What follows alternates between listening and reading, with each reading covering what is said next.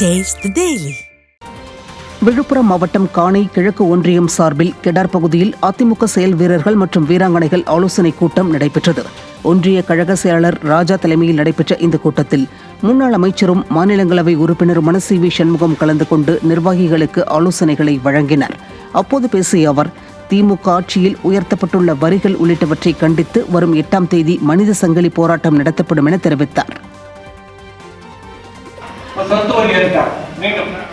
போன வருஷம் இருந்தாங்க, திரும்ப சொத்து வரி ஏற்ற போறாங்க.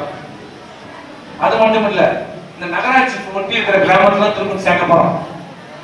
விழுப்புரத்தோட விழுப்புரத்தை பார்த்தீங்கன்னா விழுப்புரத்தை சேர்த்துவாங்க. உனக்கு எந்த நன்மையும் கிடைக்கும். இதெல்லாம் கண்டிச்சு 8ஆம் தேதி மனித சங்கிலி போராட்டம் விழுப்புரத்தில் நடைபெறுகிறது. இங்க இருக்கிற காணையோட நிர்வாகிகள் அனைவரும் காலை 9 மணிக்கு விழுப்புரத்தில் அந்த மனித சங்கிலி போராட்டத்தில் கலந்து கொள்ள வேண்டும் என்று உங்களை கேட்டு விடைபெறுகிறேன்.